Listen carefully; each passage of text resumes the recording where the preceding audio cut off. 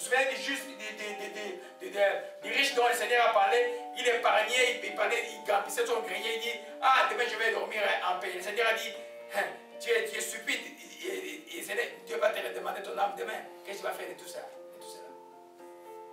Amen. Donc l'épargne à l'excès, ça fait partie seulement de l'avidité, c'est la cupidité. Alléluia. C'est l'idolâtrie. Alléluia. Celui qui craint Dieu véritablement dans l'amour de Dieu et donner doit être une joie pour lui. Servir doit être une joie pour lui. Je me suis retrouvé l'année dernière, il y a quelques années, avec une famille d'un ami. Ils n'avaient personne. Ils ont déménagé, mais personne ne pouvait les accompagner. Ils ne pouvaient pas prendre les trains parce que c'était une grande famille. Ils ne pouvaient pas prendre l'avion parce qu'ils étaient trop chers. Ils devaient aller à Winnipeg.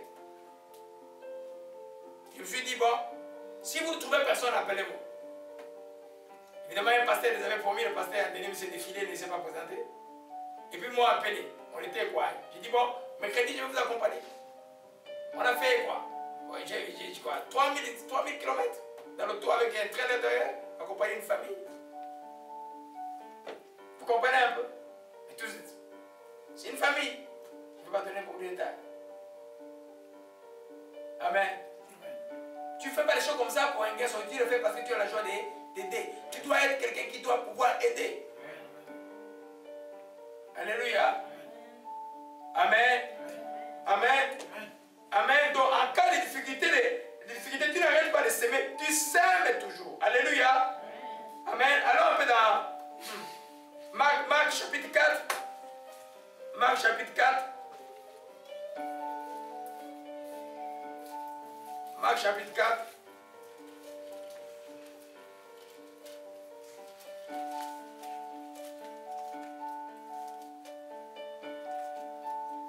Alléluia. À partir du verset 25, je vais lire. Car on donnera à celui qui a, mais à celui qui n'a pas, on donnera même ce qu'il a. Alléluia. Amen. Vous savez qu'il peut être pauvre et avare. Il y en a plein dans mon pays où je viens, le Congo. Là. Plein de gens pauvres dans les familles. Vous voyez comment c'est que pour l'instant, les gens ils sont égoïstes. Ils sont pauvres et ils sont méchants. Ça devient de l'inverse, n'est-ce pas? Amen. Parce que les pauvres, la communauté est forte quand les gens se soutiennent un peu. Chez les riches, chacun est dans son coin. Vous voyez un peu? Ils ont peut-être des clubs de formation, des histoires comme ça là, mais bon, ils se donnent des coups là-bas. Mais on voit l'alliance entre hommes est plus facile quand les gens sont pauvres. Mais ce n'est pas le cas. Amen. Quand Dieu t'a beaucoup donné, que ce soit en don, que ce soit en talent, que ce soit en argent, tout ce que Dieu te donne, c'est pour que toi tu puisses donner. Tu dois être aussi riche en libéralité. Amen. Alors, celui qui est pauvre aussi, dans le peu que chacun d'entre nous ici, Dieu a donné quelque chose.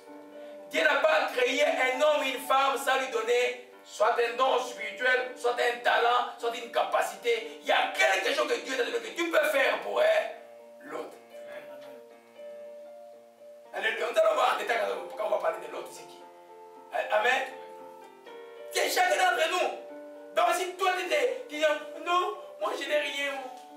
J'ai que 3 bananes là, mais lui il vient aussi là. Moi je vais m'aller mon banane avec mon frère. Je vais attendre qu'il parte. Ah, s'il fait encore ça, mon frère, il y a un problème. Amen. C'est là où Dieu te teste. C'est là où Dieu dit comme ce jour-là. Mon carburant était presque rouge. Et je vois un vieil homme. Je suis en train de m'arrêter sur l'autoroute. Je dis, oh, ça c'est un test de Dieu. Je te prends, je te prends. Où tu vas? Il m'a emmené loin. Alors j'ai amené, j'ai regardé le carburant, là j'arrivais et puis il est descendu et puis je suis retourné. Oh, j'ai gagné mon test. Alléluia. Et quand j'étais avec mon carburant, il était encore plein. Voyez, moi je roule toujours plein. Mais il y a certains délais temps, et puis il m'est arrivé le jour où il roulait un peu au fond là, c'est tout ça un peu bizarre. Alléluia. C'est alors que Dieu déteste. Amen. On ne fait pas les biens parce qu'on a beaucoup. Amen. On fait les biens parce que mois de juillet. Vous savez, le peuple d'Achaïe, c'était un peuple qui, à cause de la famine qu'il y avait, ils étaient pauvres. Mais ils ont donné plus que les autres églises qui étaient riches. Amen. Ils étaient riches, ils étaient des églises pauvres, mais ils ont soutenu Paul, ils ont aidé les églises qui avaient des problèmes plus que les autres. Amen. Amen. Vous comprenez mes bien-aimés? Donc toi, tu ne peux pas dire que, hey, moi je n'ai pas beaucoup, hein. Non, tu vas commencer à donner. Amen. Si tu es pas fidèle à les petites choses, Jésus a dit, ne t'imagine pas que tu seras fidèle à la grande chose.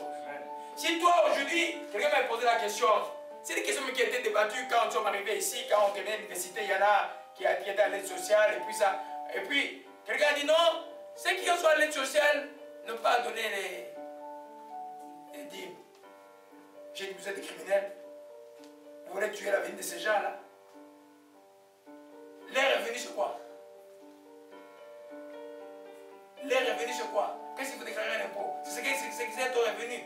Je veux dire que Dieu ne regarde pas la quantité de ton montant.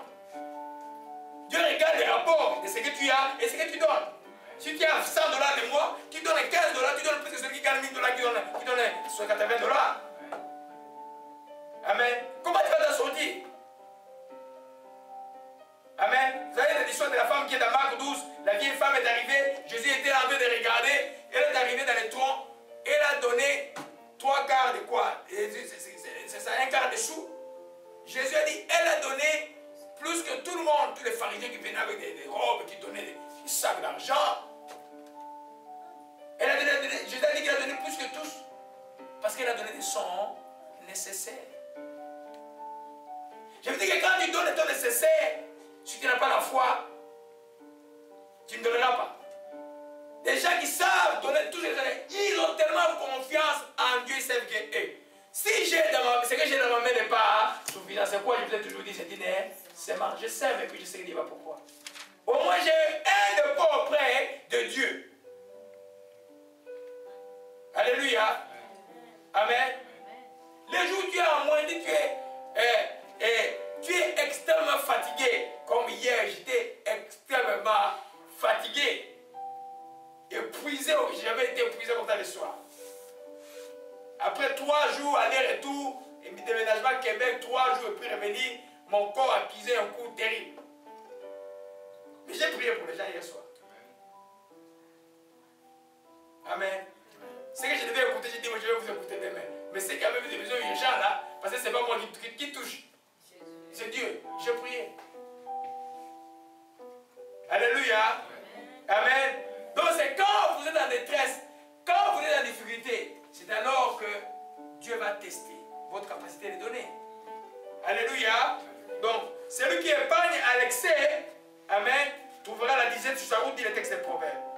Alléluia. Matthieu 25, verset 29, nous voyons toujours qu'une activité de donner, c'est une activité qui ne peut pas cesser. Amen. Matthieu 25, verset 29.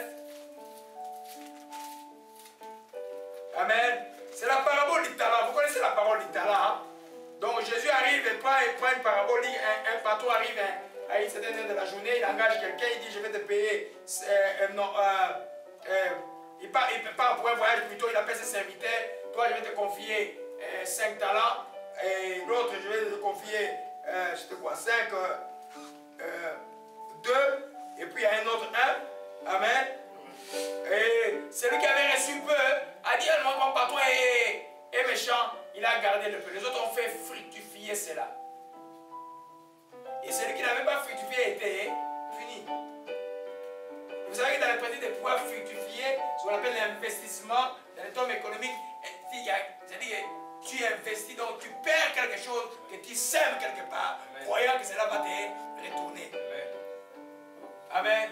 Tu ne peux pas être dans le domaine des affaires et si tu ne sais pas, tu as la peur de s'aimer, là, tu peux pas, tu vas garder. Qui tu gardes, tu ne vas pas aller là. Vous voyez, c'est le principe de Dieu, c'est ça qui fait tourner l'économie. Si les gens ne savent pas les investissements, les gens n'achètent pas les choses à la bourse, l'économie du monde est finie. Si les gens n'achètent plus, c'est fini. Vous savez, c'est Dieu qui régit le monde, mais les gens ne savent pas que c'est Dieu. C'est un principe divin. des besoins de demander, ah, il faut que les investisseurs commencent à investir. Et puis les choses vont marcher. Et ces investisseurs, pourquoi ils ont peut-être n'ont pas beaucoup? Il y en a qui risquent. Il y en a qui a juste 500 000 $, il met tous les 500 000 $, il a fait. Alléluia. Amen. Alors nous comprenons que au verset 23, Jésus dit quand on donnera celui qui a, il sera dans l'abondance. Celui qui n'a pas, on notera même ce qu'il a. Alléluia. Amen. Alors toi, des fois, tu ne connais pas le secret de quelqu'un.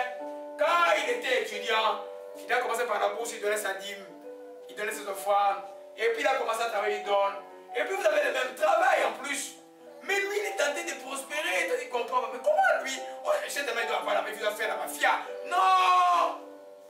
Vous pouvez avoir le même travail avec quelqu'un. Même niveau d'études, même boulot, même salaire. Mais lui, il prospère.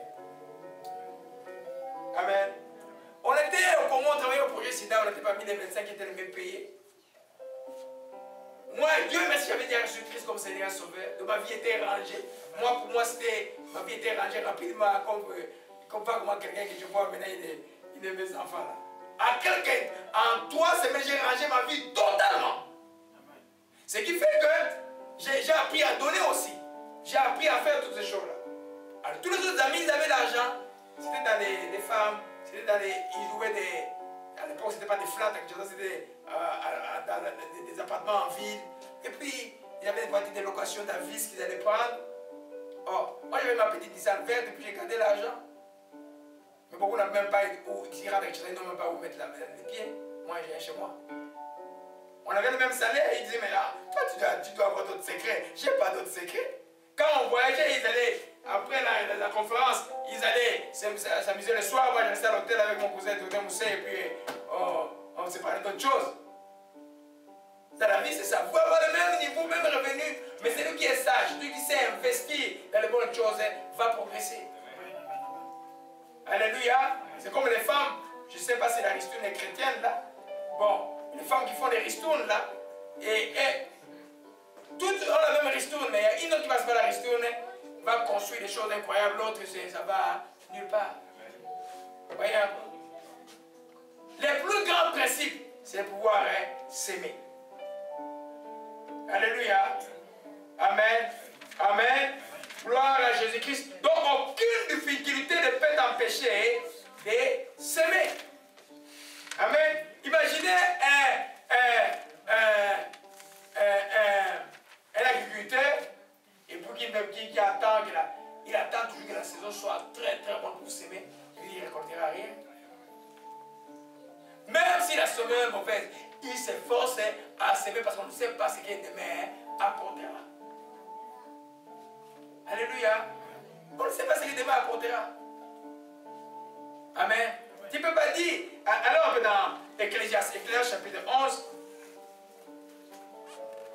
Ecclésiaste, merci pour ceux qui ont prié véritablement ici. Il y a quelques personnes qui ont préparé la prière de cette culte aujourd'hui très très bien. Et c'est ça qui m'aide maintenant là, je vous assure. Le Seigneur est vivant. J'ai besoin des enfants comme ça là. Et on va aller loin. Ecclésiaste 11. Gloire à Jésus-Christ. Amen. Au verset 4. Frère Jimmy, tu peux lire verset 4 à 6. Je lis au nom du Seigneur. Amen. Ecclésiaste 11, verset 4 à 6. Celui qui a peur que vienne le vent ou la pluie ne pourra jamais semer ni moissonner. Tu ne sais pas comment la vie se forme dans le ventre d'une femme enceinte. Tu peux encore moins comprendre comment Dieu agit